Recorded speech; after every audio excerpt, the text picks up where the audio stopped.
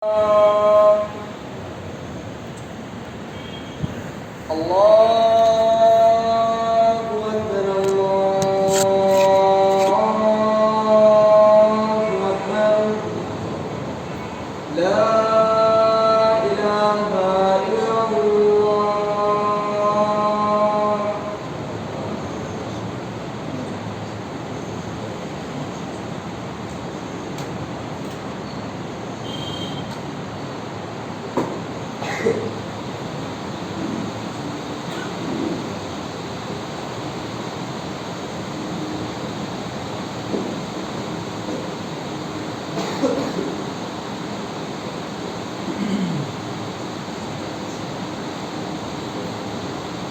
الحمد لله نحمده ونستعينه ونستغفره ونعوذ بالله من شرور أنفسنا ومن سيئات أعمالنا من يهده الله فلا مضل له ومن يضلل فلا هادي له وأشهد أن لا إله إلا الله وحده لا شريك له وأشهد أن محمدا عبده ورسوله أما بعد فإن خير الحديث كتاب الله وخير الهدي هدي محمد صلى الله عليه وسلم وشر الأمور محدثاتها وكل محدثة بدعة وكل بدعة ضلالة وكل ضلالة في النار. وقال الله تعالى في كتابه المجيد: أعوذ بالله من الشيطان الرجيم بسم الله الرحمن الرحيم لقد كان لكم في رسول الله أسوة حسنة. وقال في موضع آخر: يا أيها الذين آمنوا أطيعوا الله وأطيعوا الرسول ولا تبطلوا أعمالكم. وقال في موضع آخر: اليوم أكملت لكم دينكم وأتممت عليكم نعمتي ورضيت لكم الإسلام دينا. وقال في موضع آخر: لن ينال الله لحومها ولا دماؤها ولكن يناله التقوى منكم. تمام قسم کی حمد و ثنا کبریائی بڑائی اللہ وحدہ لا شریک کے لیے لائق و زیبا ہے. سبحان اللہ بحمدہ سبحان اللہ العظیم. انگنت درود و سلام ہو انبیاء کی مقدس جماعت پر، خصوصاً سید المرسلین رحمۃ للعالمین جناب محمد رسول اللہ صلی اللہ علیہ وسلم کی ذات گرامی پر. اللہم صلی علی محمد وعلی آل محمد کما صلیت علی ابراہیم وعلی آل ابراہیم انک حمید مجید. اللہم بارک علی محمد وعلی آل محمد کما بارکت علی ابراہیم وعلی آل ابراہیم انک حمید مجید. محترم سامعین، کتاب اللہ کی مختلف 4 مقامات سے مختلف آیتیں آپ کے سامنے تلاوت کی گئی. مقصد کیا ہے؟ مقصد یہ ہے کہ ہم ایام عید کے اندر، یہ عید کے ایام ہیں جس کو ہم ایام تشریق کے نام سے بھی جانتے ہیں، ایام تشریق کے نام سے بھی جانتے ہیں. اور یہ ایام تشریق 13 ذی الحجہ کو ختم ہوتے. کب ختم ہوتے؟ 13 ذی الحجہ، یعنی کل ختم ہوتے. کل بعد نماز عصر یا مغرب کے پہلے کیا ہو گئے؟ ایام ختم ہو گئے. یہاں تک کہ رسول اکرم صلی اللہ علیہ وسلم کا عمل ہے کہ اللہ کے نبی صلی اللہ علیہ وسلم تکبیرات پڑھتے تھے. اللہ اکبر لا الہ الا اللہ، اللہ اکبر وللہ الحمد، اللہ اکبر کبیرہ والحمد للہ کثیرہ وسبحان اللہ بکرۃ واصیلا. یہ تکبیرات رسول اکرم صلی اللہ علیہ وسلم آپ کے صحابہ پڑھا کرتے تھے. ایک مسئلہ ہے، وہ مسئلہ کیا ہے؟ ہمارے معاشرے کے اندر عید کے سلسلے میں کہ ایام کتنے ہیں، خصوصاً عید الاضحیٰ کے. چونکہ پچھلے جمعے کے بعد یہ اندازہ تھا کہ یہ جمعہ مل جائے گا 3رے دن یا 4تھے دن سے پہلے، تو انشاءاللہ یہ موضوع رکھا گیا تھا آپ کے لیے کہ عید کے ایام. اب ہوتا ہے بعض دفعہ انسان پہلے دن عید قربانی نہیں کرتا ہے، دوسرے دن نہیں کر پاتا ہے، تیسرے دن نہیں کر پاتا، تو کیا وہ چوتھے دن قربانی کر سکتا ہے یا نہیں کر سکتا؟ کیا چوتھے دن قربانی کرنا کتاب و سنت سے ثابت ہے؟ تو سب سے پہلے تو میں ان آیتوں کا مختصر سا مفہوم آپ کے سامنے رکھتا چلوں جو آپ کے سامنے پڑھی گئی تھی۔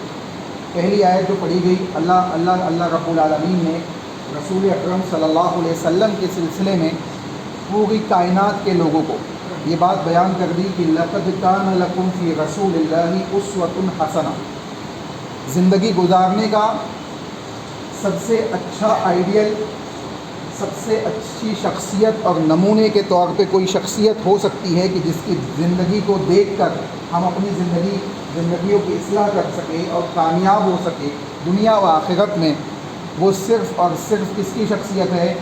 اسوہ حسنہ کس کا ہے؟ رسول اکرم صلی اللہ علیہ وسلم کا۔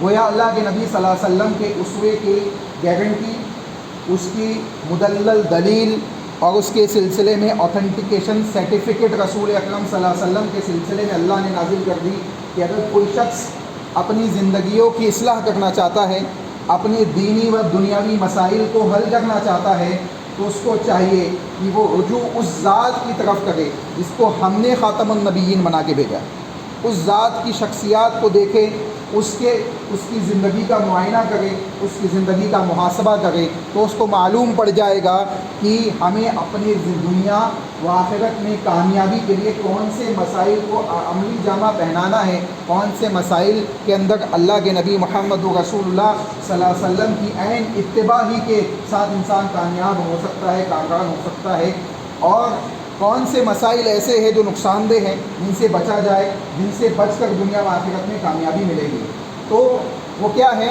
یہ اللہ کے نبی صلی اللہ علیہ وسلم کی زندگی ہے جس کو اسوہ حسنہ قرار دے دیا ہے کہ یہ اسوہ حسنہ ہے۔ اس کے علاوہ کوئی دوسری ذات ایسی نہیں ہے کہ جس کی زندگی کو دیکھی جائے اور اپنی اصلاح کی جائے، صرف ایک شخصیت ہے، وہ ہے محمد رسول اللہ صلی اللہ علیہ وسلم کی۔ دوسری آیت میں بیان کیا گیا عمل صالح کے سلسلے میں اللہ نے کہ اعمال صالحہ قبول کب ہوگے، کب انسان کے اعمال قبول ہوگے اور کب وہ کامیابی کی راہ پہ گامزن ہو سکتا ہے۔ اللہ نے بیان کیا یا ایھا الذین آمنوا اطیعوا اللہ واطیعوا الرسول ولا تبطلوا اعمالکم، اے لوگو اللہ کی اطاعت کرو، رسول اللہ کی اطاعت کرو، اپنے اعمال کو ضائع نہ کرو۔ کتنی واضح الفاظ ہے کہ اللہ کی اطاعت کرو، رسول اللہ کی اطاعت کرو، اپنے اعمال کو ضائع نہ کرو۔ یعنی اگر اس کے علاوہ کسی تیسرے کی اطاعت کرو گے یا ان دونوں کی اطاعت کے ساتھ کسی تیسرے کی اطاعت کو شامل کرو گے تو کیا ہوگا؟ اعمال باطل ہو جائے گے، ضائع ہو جائیں گے، اللہ کے نزدیک قابل قبول نہیں ہوگے۔ اسی طریقے سے اختلاف اگر ہو جائے کسی مسئلے میں، مثال کے طور پہ یہی مسئلہ ہے کہ قربانی 3 دن کرنی چاہیے یا 4 دن کرنی چاہیے، تو اختلاف اگر کسی مسئلے میں ہو جائے تو اللہ نے کہا فَإِن تَنَازَعْتُمْ فِي شَيْءٍ فَرُدُّوهُ إِلَى اللَّهِ وَالرَّسُولِ، جب کوئی اختلافی مسئلہ ہو جائے، کسی مسئلے میں تم آپس میں متنازع ہو جاؤ، اللہ اس کے رسول کی طرف اس مسئلے کو لوٹا دو، اللہ اس کے رسول کی طرف اس مسئلے کو لوٹا دو، جو مسئلہ جیسا حل وہاں سے مل جائے اس کو قبول کر دو۔ اب اس کو بھی سمجھ لے کہ قبول کرنے والا کون ہے؟ قبول کرنے والا وہ مومن ہے جس کے سلسلے میں اللہ نے گارنٹی نازل کر دی فَلَا وَرَبِّكَ لَا يُؤْمِنُونَ حَتَّى يُحَكِّمُوكَ فِي مَا شَجَرَ بَيْنَهُمْ، یہ اللہ کی قسم، تمہارے رب کا یہ اعلان ہے، یہ اللہ رب العالمین نے بیان کر دیا کہ وہ شخص مومن نہیں ہو سکتا جس کے سامنے فیصلہ کر دیا جائے اللہ اس کے رسول کے احکامات کے ذریعے، اور اس کو قبول کرنے سے، قبول کرنا تو بہت دور کی بات ہے، قبول نہ کرنا بہت دور کی بات ہے، اس کے سلسلے میں اس کے دل میں تھوڑی سی کچربی پیدا ہو جائے کہ یہ فیصلہ صحیح نہیں ہے، یہ فیصلے کے یعنی حقوق کو ادا نہیں کر رہا، یہ فیصلہ مناسب نہیں معلوم ہو رہا ہے، اتنی چیز اگر پیدا ہو جائے تو وہ کیا ہے؟ اس کے سلسلے میں اعلان کر دیا گیا کہ وہ مومن نہیں ہے، وہ مومن نہیں ہے۔ قبول نہیں کرنے والے کا تو چھوڑ ہی دیجیے، مومنوں کے زمرے میں دور دور تک اس کا شمار نہیں ہوگا۔ تو معلوم کیا پڑ رہا ہے کہ اگر کوئی ایسا مسئلہ آ جائے تو حل کہاں ملے گا؟ اللہ کی اطاعت میں، رسول اللہ صلی اللہ علیہ وسلم کی اطاعت میں، رسول اللہ صلی اللہ علیہ وسلم کی زندگی میں۔ تیسری آیت ہے الیوم اکملت لکم دینکم واتممت علیکم نعمتی ورضیت لکم الاسلام دینا، اللہ نے اعلان کر دیا کہ ہم نے دین اسلام کو مکمل کر دیا۔ اے نبی، ہم نے کیا کیا ہے؟ اس دین کو آپ کے اوپر مکمل کر دیا ہے، الیوم اکملت لکم دینکم واتممت علیکم نعمتی، اور اپنی نعمت کو آپ کے اوپر اتمام کر دیا ہے، مکمل اس کا اختتام کر دیا ہے۔ اب اس کے بعد کوئی دوسری آیت، کوئی دوسرا دین، کوئی دوسری شریعت، کوئی دوسرا نبی یا کوئی دوسری کتاب نازل ہونے والی نہیں ہے۔ تو اللہ نے اعلان کر دیا کہ دین مکمل ہو چکا ہے، اس میں اتنی گنجائش بھی نہیں ہے۔ جیسے مثال اس کی یوں لے لے، ایک گلاس پانی آپ لے لیں، ایک گلاس پانی کو اتنا فل کر دے کہ اس میں ایک بوند ڈالنے کی گنجائش نہ ہو اور ایک بوند نکالنے کی گنجائش نہ ہو، یعنی اگر ایک بوند ڈالا جائے تو دوسرا بوند باہر نکل جائے اور ایک بوند نکالا جائے تو وہ خالی ہو جائے، یعنی اس میں تکمیل والا معاملہ ختم ہو جائے۔ تو ایک بوند نکالنے کی بھی گنجائش نہیں ہے، ایک بوند ڈالنے کی بھی گنجائش نہیں ہے۔ یہ دین کی مثال ہے کہ اللہ نے اس دین کو مکمل کر دیا ہے، اس میں کسی چیز کی کمی بیشی کی گنجائشات ہی نہیں ہے، کوئی ایسی چیز موجود ہی نہیں ہے کہ جس کے اضافے کی حاجت ہو، جس کے لیے ضرورت ہو کہ اس کا ایجاد کر دیا جائے، یا کسی ایسی چیز کی ضرورت نہیں ہے کہ یہ عمل مشکل لگتا ہے اس کو کم کر دیا جائے، یا ایسے بعض اعتراض کرنے والے لوگ آپ دیکھ رہے ہیں آج معاشرے میں کہ قرآن کی اتنی آیتیں نکال دی جائے، تو ایسے سب خام خیالی والے لوگ گھومتے رہتے ہیں۔ لیکن اللہ کا وہ چیلنج بھی آپ یاد رکھیں، اللہ نے کہا فَإِن لَمْ تَفْعَلُوا وَلَن تَفْعَلُوا، کہ تم ہرگز نہیں کر سکتے۔ اللہ نے چیلنج کر دیا کہ تم قرآن کی جیسی ایک کتاب لے آؤ، ایک سورت لے آؤ، ایک آیت لے آؤ، نہیں لا سکتے، ہرگز نہیں لا سکتے، تو سن لو، جہنم کا ایندھن بنا دیے جاؤ۔ کیا کر دیے جاؤ گے؟ جہنم کا ایندھن بنا دیے جاؤ گے۔ تو ایسے لوگوں کا معاملہ وہی ہوگا جو قرآن کے اوپر اعتراضات کرتے ہیں یا شریعت کے کسی معاملے کے اوپر اعتراضات کرتے ہیں۔ کیوں؟ کیونکہ شریعت کا کوئی بھی حکم نہ عدل و انصاف کے خلاف ہے، نہ کسی کے اوپر ظلم و ستم ہے، نہ کسی انسانیت کے خلاف ہے، نہ ہیومینٹی کے خلاف ہے، کوئی کسی بھی چیز کے خلاف نہیں ہے، بلکہ بالکل عین فطرت کے مطابق یہ شریعت موجود ہے۔ تو اللہ نے کہہ دیا الیوم اکملت لکم دینکم واتممت علیکم نعمتی ورضیت لکم الاسلام دینا۔ اب دیکھیں اس سے راضی بھی ہو گیا۔ اللہ نے کہا کہ میں اس اسلام سے جس کو میں نے مکمل کیا ہے اس سے میں راضی ہوں۔ اس کا مطلب کیا ہے؟ وہ اسلام جس میں اضافہ ہے، جس میں بدعت ہے، جس میں ایکسٹرا آرڈنری چیزیں ہیں، اس سے اللہ راضی نہیں ہے۔ اس کا واضح مطلب یہ ہے کہ وہ اللہ نے کیا کہا کہ میں اس اسلام سے راضی ہوں جس کو میں نے وہ مکمل کیا ہے، جس کو میں نے اتمام تک پہنچایا ہے۔ تو انسان کامیاب کب ہوگا؟ جب اس اسلام کو اپنائے جس کو اللہ نے مکمل کیا ہے، جو وہ اتمام کے ساتھ نازل کر دیا گیا ہے اور جس سے اللہ راضی ہے۔ وہ اسلام کیا ہے؟ امام مالک کا وہ قول یاد کرے، امام مالک رحمہ اللہ علیہ نے بڑے واضح الفاظ میں بیان کیا، وَلَا يَصْلُحُ آخِرُ هَٰذِهِ الْأُمَّةِ إِلَّا بِمَا صَلُحَ بِهَا أَوَّلُهَا۔ اس امت کے بعد میں آنے والے لوگ یعنی ہم اور آپ اس وقت تک صحیح راہ پہ نہیں آ سکتے، اس وقت تک کامیاب نہیں ہو سکتے، اس وقت تک اپنی اصلاح نہیں کر سکتے جب تک وہ اس طریقے سے اپنے دین کو نہ اپنا لے جیسے اس امت کے پہلے لوگوں نے اپنایا تھا۔ کیسے؟ صحابہ نے جیسی اپنی اصلاح کی تھی، صحابہ نے جیسے رسول اللہ کو دیکھ کے اپنی زندگی، اپنے اعمال، اپنے عقائد، اپنے منہج کی اصلاح کرتے چلے گئے اور وہ کامیاب ہو گئے۔ اللہ نے رضی اللہ عنہ کا اعلان کر دیا، اس وقت تک ہم بھی کامیاب نہیں ہو سکتے جب تک اپنا دین، اپنا منہج، اپنا عمل، اپنے تمام معاملات ان لوگوں کی طرح نہ بنا لے۔ اللہ ہمیں کامیاب کرے اور اللہ سے دعا کرتے ہیں کہ ہمیں بھی وہی منہج اور وہی اعمال صالحہ کے ساتھ زندگی گزارنے کی توفیق عطا فرما۔ اب آئیے یہ 4 آیتیں مختصر انداز میں اس کا خلاصہ آپ کے سامنے رکھا گیا، اس کو ذہن میں رکھے، اس کو اپنے ذہن و دماغ میں سامنے رکھتے ہوئے رسول اکرم صلی اللہ علیہ وسلم کی ایک حدیث سنیں۔ جامع ترمذی کے اندر اور مختلف دوسری کتابوں کے اندر حدیث موجود ہیں۔ اللہ کے نبی نے بیان فرمایا، کل ایام التشریق ذبح، کل ایام التشریق ذبح، ایام تشریق کے تمام دن ذبح ہے، یعنی تمام کے تمام دن قربانی کی جا سکتی ہے۔ ایام تشریق کے تمام ایام ذبح کیا جا سکتا ہے۔ کتنے دن ہیں ایام تشریق کے؟ عید کے بعد سے گن لیجیے آپ۔ ایام تشریق جو لوگ حج یا عمرہ حج کے لیے گئے ہوں گے ان کو اچھی طریقے سے یاد ہے یا اچھی طریقے سے معلوم ہوگا کہ وہاں 13 تاریخ تک قربانی ہوتی ہے۔ کیوں؟ کیونکہ ہم خود تکبیرات 13 تاریخ تک پڑھ گئے، ہر مسلک والا تکبیرات 13 تاریخ تک پڑھ رہا ہے، 13 تاریخ کی شام تک تکبیرات ہم پڑھ گئے، اور ہم قربانی کا جواز کہاں تک بیان کر رہے؟ عید، اپنی زبان میں کہا جائے تو باسی عید اور تیواسی عید ہے نا، یعنی عید کا پہلا دن، دوسرا دن اور تیسرا دن۔ رسول اللہ کہہ گئے کل ایام التشریق ذبح، ایام تشریق کے جتنے دن ہیں ہر دن تم ذبح کر سکتے ہو، ہر دن قربانی کر سکتے ہو۔ یہ چیز بیان کیوں جا گئی ہے؟ یہ کیوں بیان کی جا گئی ہے؟ اس لیے بیان کی جا گئی ہے کہ اگر آج بھی کسی نے قربانی نہیں کیا ہے اور وہ قربانی کرنے کی صلاحیت رکھتا ہے، وہ نہیں کر پایا کسی وجہ سے، اس کے اندر طاقت و قوت ہے، اللہ کے نبی کی وہ حدیث یاد رکھے کہ اللہ کے نبی نے کہا کہ جو قربانی کرنے کی استطاعت رکھتا ہو اس کے باوجود وہ قربانی نہ کرے، ہمارے مصلی میں داخل نہ ہو، ہمارے مصلی میں وہ داخل نہ ہو، تو ایسے شخص کو ذہن نشین کر لینا چاہیے کہ ابھی بھی موقع گیا نہیں ہے ہاتھ سے، ابھی موقع ہے، آج اگر نہیں کر سکا ہے آج شام میں بھی کر سکتے گا۔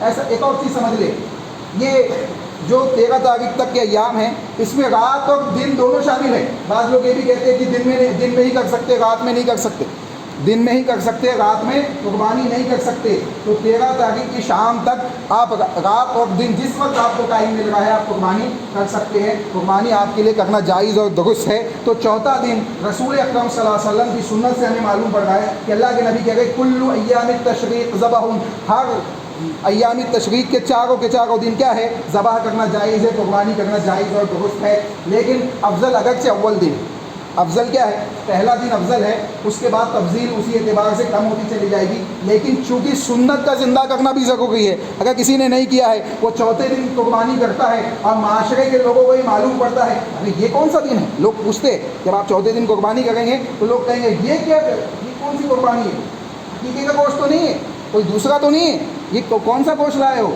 ہاں قربانی کا گوشت ہے۔ نہیں آج کون سی قربانی ہے؟ کیوں ایسا سوال کیوں پیدا ہو رہا ہے ہمارے ذہن و دماغ میں؟ کیونکہ علم کی کمی، معلومات نہیں ہے، دین کے سلسلے میں سیکھنے سمجھنے کی صلاحیت ہم نے ختم کر چکی ہے، ہمارے درمیان یہ رواج موجود نہیں ہے، ہم نے اس چیزوں کو بالائے طاق رکھ دیا، ہمارے پاس وقت نہیں ہے دین کی باتوں کو پڑھنے اور سیکھنے کا۔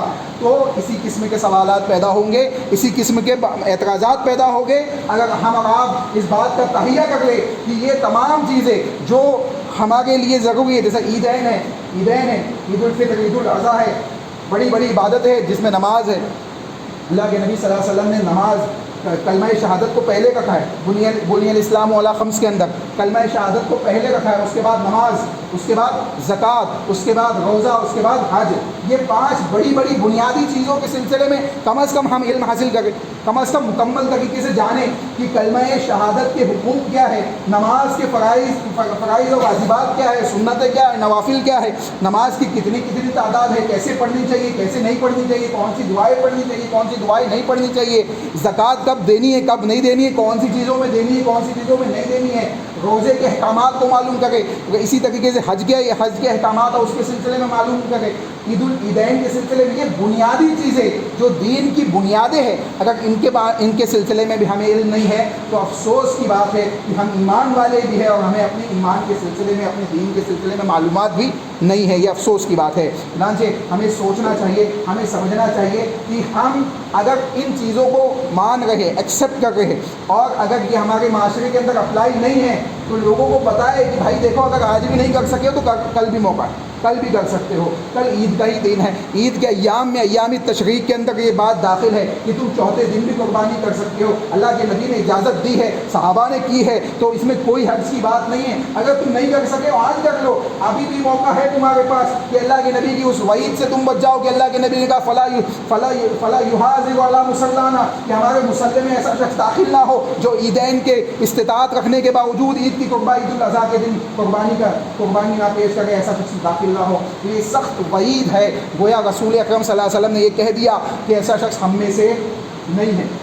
اللہ کے نبی صلی اللہ علیہ وسلم نے کیا کہہ دیا کہ ایسا شخص ہم میں سے ہی نہیں ہے۔ کیوں؟ کیونکہ اس کے ہمارے مصلی میں، ہماری عیدگاہ میں، ہماری مسجدوں میں اس کی ضرورت نہیں ہے، کیونکہ یہ قربانی نہیں پیش کرتا ہے طاقت رکھنے کے باوجود۔ تو انسان کو چاہیے کہ اگر آج بھی اس کے پاس موقع ہے، کل بھی موقع ہے، کل کا دن بھی اس کے پاس موجود ہے، تو یہ 4 دن ایام تشریق کے دن ہیں اور ہر مسلک کے درمیان یہی ہے، یہ 4 دن ایام تشریق کے ہم مانتے ہیں، یہ 4 دن ایام تشریق کے ہر مسلک والا مانتا ہے۔ 10 تاریخ عید الاضحیٰ کا دن، اسی طریقے سے 11 تاریخ، 12 اور 13 تاریخ کی شام تک تکبیرات پڑھی جاتی ہے، حق مسجدوں میں پڑھی جاتی ہے۔ تکبیرات کے ساتھ ساتھ اس حدیث کو ذہن میں رکھے کہ اللہ کے نبی نے کہا کل ایام التشریق ذبح، ایام تشریق کے تمام دن کیا ہے؟ ذبیحہ ہے، اس میں قربانی کرنا جائز ہے۔ اب یہ چیز کہ ہمارے درمیان تو 3 ہی دن ہیں، ہمارے درمیان کیا ہے؟ 3 ہی دن ہے، یہ چوتھا دن آپ کہاں سے بیان کر رہے ہو؟ تو ایک بات یہ تو ہی حدیث کی بات، یہ تو دلیل کی بات ہوئی کہ دلیل آپ کو دونوں طریقے سے دے دی گئی، قرآن کی آیتوں سے بھی اور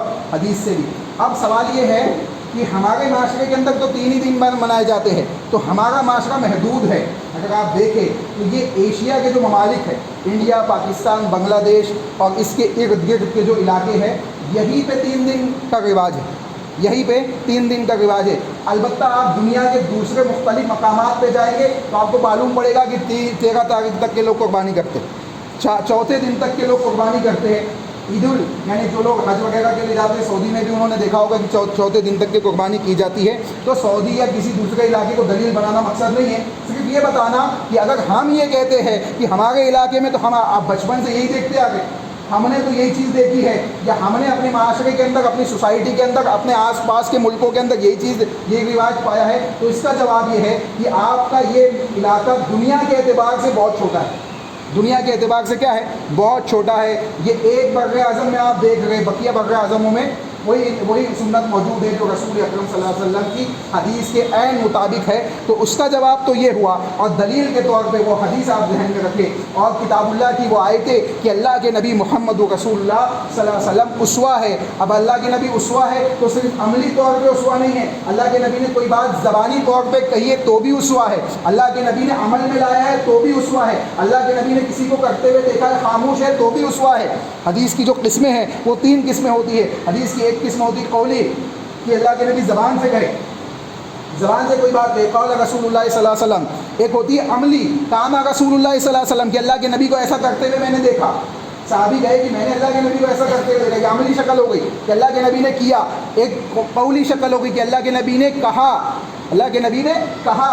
ایک ہو گئی تیسری شکل کہ اللہ کے نبی خاموش ہے، دیکھ کسی کو کام کرتے ہوئے دیکھ رہے، کسی صحابی کو دیکھا کوئی کام کر رہا ہے دین کا، اور اللہ کے نبی خاموش ہے، تو یہ بھی دین کا حصہ ہو گیا، یہ بھی کیا ہو گیا؟ دین کا حصہ۔ کیوں؟ کیونکہ نبی کسی بھی غیر جائز، یعنی ایسی ناجائز چیزوں پہ خاموش نہیں رہا کرتا۔ کوئی غلط عمل نبی اگر دیکھ لے تو نبی کی فطرت کے اندر اللہ نے ڈالا ہوا ہے کہ وہ خاموش نہیں رہتے اگر کوئی غلط کام دے۔ ہم اور آپ رہ سکتے ہیں، ہم اور آپ اپنے مفاد کے طور پہ بعض دفعہ خاموش رہ جاتے ہیں، لیکن یہ نبی کی فطرت نہیں ہوتی۔ ہر انبیاء کا یہ معاملہ ہوتا ہے کہ جب بھی وہ کوئی ایسا معاملہ دیکھتے ہیں اپنے ایمان والے لوگوں کے اندر یا معاشرے کے اندر، وہ اہل ایمان کو متنبع کر دیتے ہیں کہ یہ دین کا حصہ نہیں ہے۔ اگر نبی خاموش ہے اس کا مطلب ہے کہ وہ دین کا حصہ ہے، وہ صحیح ہے، وہ جائز ہے، وہ صحیح ہے، وہ جائز ہے۔ ایک اور شکل سمجھ لے، ایک اور شکل سمجھ لے، مثال کے طور پہ کوئی ایسا عمل ہے جو صحابہ خصوصی سے خفیہ طور پہ کرتے ہو اور نبی کو نہ معلوم ہو، نبی علم غیب کے مالک تو نہیں ہے، کوئی عمل اگر صحابہ اپنے گھروں کے اندر کرے اور نبی کو نہیں معلوم ہے، تو کیا وہ عمل بھی دلیل ہے؟ وہ عمل بھی دلیل ہے۔ وہ عمل دلیل کب ہوگا؟ جب اللہ اس کے خلاف کوئی آیت نازل نہ کرے، وہی کے زمانے، وہی کے بعد کے زمانے میں وہ عمل دلیل نہیں ہوگا، وہ عمل دلیل نہیں ہوگا۔ وہی کے زمانے میں اگر وہ عمل کیا جا رہا ہے اور اللہ نے اس کے خلاف کوئی آیت نازل نہیں کی تو وہ عمل دلیل ہو جائے گا۔ مثال اس کی یوں سمجھے، ازل کے سلسلے میں صحابہ بیان کرتے ہیں کہ ہم ازل کرتے تھے اور وہی نازل ہوتی۔ ازل کسے کہتے ہیں؟ ازل کہتے ہیں کہ جب میاں بیوی ہم بستری کرے تو انزال سے پہلے جو انزال ہوتا ہے اس کو باہر نکال دے مرد، تو وہ ازل کہلاتا ہے۔ تو اللہ صحابہ نے کہا کہ ہم ازل کرتے تھے اور وہی نازل ہوتی تھی، یعنی اللہ کے نبی کو تو معلوم نہیں تھا یہ عمل، صحابہ اپنے گھروں میں کرتے تھے، ایک مخصوص عمل تھا، خصوصی عمل تھا، چھپا کے، یعنی پردہ پوشی والا عمل تھا، لیکن صحابہ کیا کرتے تھے۔ صحابہ نے کہا ہم کرتے تھے اور اللہ وہی نازل ہوتی تھی، لیکن اللہ نے منع نہیں کیا۔ ایسا مطلب اللہ کو تو معلوم تھا نا، نبی کو نہیں معلوم تھا لیکن اللہ کو معلوم تھا، اللہ نے وہی نازل نہیں کی۔ اس کا مطلب کیا؟ اللہ نے اس عمل کو جائز رکھ دیا کہ ٹھیک ہے، اتنا تمہارے لیے کیا ہے؟ جائز ہے۔ تو یہ اسلام کے اندر جو چیزیں جائز ہے اس کی یہ شکل ہے۔ ایک اور چیز سمجھ لیں کہ اللہ رب العالمین کسی چیز کے سلسلے میں وضاحت کر دے، کسی چیز کے سلسلے میں وضاحت کر دے۔ دیکھیں ایک بات ذہن میں رکھیں، نبی کو اختیارات جو اللہ نے دیے ہیں وہ اللہ کی مرضی اور اللہ کے اذن کے مطابق ہوتے ہیں۔ اللہ نے اجازت دی تو ہی نبی کر سکتے ہیں، اللہ کی اجازت کے بغیر انبیاء بھی کچھ نہیں کر سکتے۔ جیسے شفاعت کا معاملہ ہے، شفاعت کے سلسلے میں اللہ نے کہہ دیا وَلَا يَشْفَعُ إِلَّا بِإِذْنِهِ، کہ کوئی شفاعت نہیں کر سکتا سوائے اس کی اجازت کے، یعنی جو بھی شفاعت کرے گا کس کی اجازت سے کرے گا؟ اللہ کی اجازت سے۔ اسی طریقے سے کسی چیز کے حلال اور حرام ہونے کے سلسلے میں بھی اختیار کس کو ہے؟ نبی ہی کو ہے، اللہ ہی کو ہے، نبی کو نہیں ہے، نبی کو وہ اختیار نہیں ہے۔ اللہ کے نبی محمد رسول اللہ صلی اللہ علیہ وسلم کے سلسلے میں اللہ نے آیت نازل کر دی، یا ایھا النبی لما تحرم ما احل اللہ لک، اے نبی جس کو ہم نے حرام قرار دے دیا، جس کو ہم نے حلال کر دیا، اس کو حرام کرنے کا اختیار آپ کو نہیں ہے۔ آپ کو کس نے کہا کہ اس کو حرام کر لی؟ واقعہ آپ کو معلوم ہے، شہد کا واقعہ لمبا واقعہ ہے کہ اللہ کے نبی صلی اللہ علیہ وسلم کی بیویوں نے پلاننگ کی کہ اللہ کے نبی ایک بیوی کے بعد مخصوص ٹائم دیتے، زیادہ ٹائم دیتے، تو ہم کیا کریں گے، اور ان کے پاس شہد کا شربت بھی پیتے، شہد کا شربت پیتے ہوئے آتے ہیں۔ تو حضرت عائشہ اور حضرت حفصہ رضی اللہ تعالیٰ عنہ نے پلاننگ کر لی کہ جب نبی آئیں گے تمہارے پاس تو تم کہنا کہ آپ کے منہ سے بدبو آ گئی، جب میرے پاس آئیں گے تو میں بھی یہی کہوں گی کہ آپ کے منہ سے بدبو آ گئی ہے۔ دونوں نے پلاننگ کے ساتھ یہ معاملہ انجام دیا، اور دونوں نے ایک کے بعد دیگر یہی بات کہی کہ اے اللہ کے نبی آپ کے منہ سے بدبو آ گئی، آپ کے منہ سے بو آ گئی۔ اللہ کے نبی کو بو سے سخت چڑ تھی۔ اللہ کے نبی صلی اللہ علیہ وسلم نے کہا آج کے بعد میں شہد نہیں پیوں گا، شہد کو میں اپنے اوپر حرام کر لیتا ہوں۔ تو اللہ نے آیت نازل کر دی، نبی آپ کے لیے جائز نہیں ہے کہ آپ کسی چیز کو اپنے لیے حلال کر لیں یا حرام کر لیں۔ اب دیکھیں یہاں ذہن میں یہ بات رکھے کہ نبی کے لیے جب جائز نہیں ہے کسی چیز کو حلال یا حرام کرنا، تو ہمارے لیے کہاں سے جائز ہو گیا؟ جب اللہ نے چوتھے دن تک قربانی جائز رکھی ہے تو ہم کون ہوتے ہیں اس کو حرام کرنے والے؟ ہم کون ہوتے ہیں اس کو حرام کرنے والے؟ ایک اور بات ذہن میں رکھے، اگر ہم آگ بن کر کے اس بات کو تسلیم کر لیں کہ 3 دن سے زیادہ قربانی نہیں کرنا ہے، تو ہمیں وہ آیت کریمہ ذہن میں رکھنی چاہیے۔ اللہ نے آیت نازل کی کہ اتخذوا احبارهم ورهبانهم اربابا من دون اللہ، کہ تم اپنے علماء کو اللہ کے علاوہ رب مانتے ہو، تم اپنے علماء کو اللہ کے علاوہ رب مانتے ہو۔ مثال کے طور پہ میں ایک بحیثیت عالم کسی چیز کو حلال کہہ دوں، کسی چیز کو حرام کہہ دوں بنا کسی دلیل کے، اور عوام اس کو تسلیم کر لے، عوام مان لے اس کو۔ مثال کے طور پہ کوئی چیز جائز ہے میں اس کو حرام کر دوں، کوئی چیز حرام ہے اس کو میں جائز قرار دے دوں، عوام اس کو آگ بن کر کے مان لے، مجھے آپ نے رب مان لیا، ایک عالم کو آپ نے رب مان لیا۔ دلیل یہ آیت کریمہ اتخذوا احبارهم ورهبانهم اربابا من دون اللہ۔ صحابی رسول ایک صحابی ہے جو پہلے یہودی تھے، پہلے نصرانی تھے، نصرانی حضرت مجھے نام ذہن سے نکل رہا ہے، وہ آئے اللہ کے نبی کے پاس، اللہ کے نبی سے کہا اے اللہ کے نبی یہ آیت کیسے نازل ہوئی؟ اصل میں اہل کتاب کے سلسلے میں نازل ہوئی، اہل کتاب کے سلسلے میں نازل ہوئی تھی کہ اہل کتاب ایسا کرتے ہیں۔ اللہ کے نبی ہم تو ایسا نہیں کرتے تھے، ہم بھی اہل کتاب میں سے تھے، ہم نے بعد میں اسلام قبول کیا، ہم نے کبھی اپنے علماء کے سامنے سجدہ نہیں کیا، کبھی ان کو رکوع نہیں کیا، کبھی ان سے ایسی چیزوں کی حاجت نہیں طلب کی جو اللہ سے ہی ہونی چاہیے، ہم نے کبھی ان کی عبادت نہیں کی۔ یہ آیت کیسے نازل کی گئی؟ اللہ کے نبی نے سوال کیا کیا تمہارے علماء جب کسی حلال چیز کو حرام کر دیتے تم مان نہیں لیتے تھے؟ اللہ کے نبی ہاں یہ تو ہوتا تھا کہ اگر کسی حلال کو وہ حرام کہتے تو ہم مان لیتے تھے، کسی حرام کو وہ حلال کہتے تو بھی ہم مان لیتے تھے۔ اللہ کے نبی کا یہی رب بنانا ہے، یہی رب بنانا ہے، کیونکہ یہ حلال اور حرام کا اختیار صرف رب کے پاس ہے، کسی دوسرے کے پاس نہیں ہے۔ تو اگر کوئی دوسرا یہ کہتا ہے کہ یہ حلال ہے، یہ حرام ہے، یہ جائز ہے، یہ ناجائز ہے، اس کو دلیل دینی پڑے گی اللہ کی کتاب سے، اس کو دلیل دینی پڑے گی رسول اللہ صلی اللہ علیہ وسلم کے فرمان سے، اس کے علاوہ اس کے پاس کوئی دوسرا راستہ نہیں ہے۔ تو اگر ہم یہ کہتے ہیں کہ چوتھے دن جائز ہے تو ہمارے پاس یہ دلیل ہے کہ اللہ کے نبی محمد رسول اللہ نے کہا کل ایام التشریق ذبح۔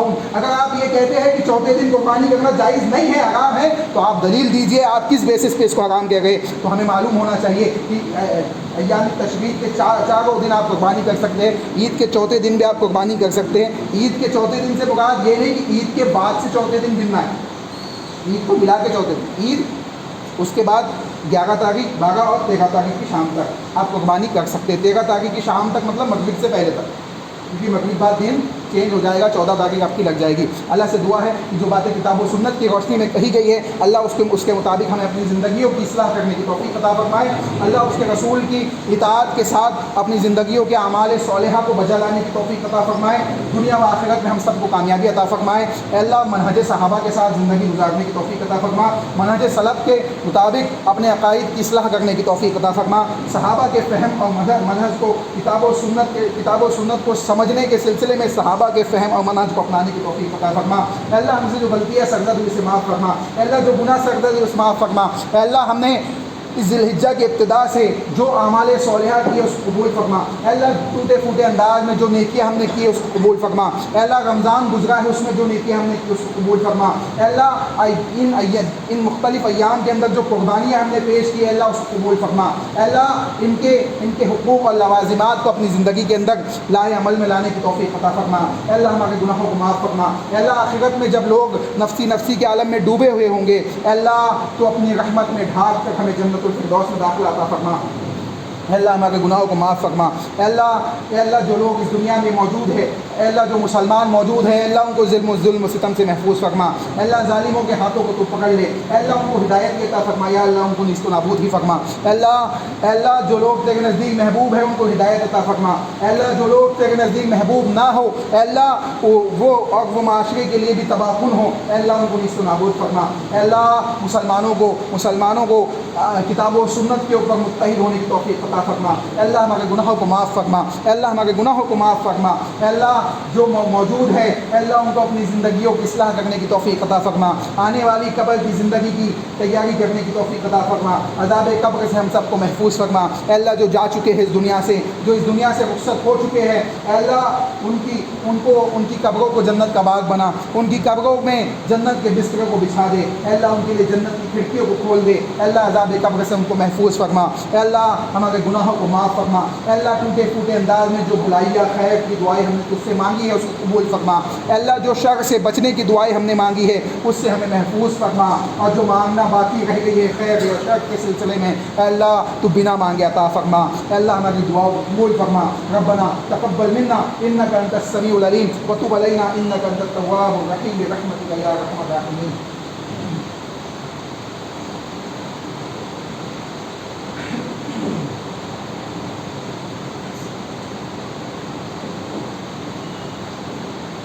إن الحمد لله نحمده ونستعينه ونستغفره ونعوذ بالله من شرور أنفسنا ومن سيئات أعمالنا من يهده الله فلا مضل له ومن يضلل فلا هادي له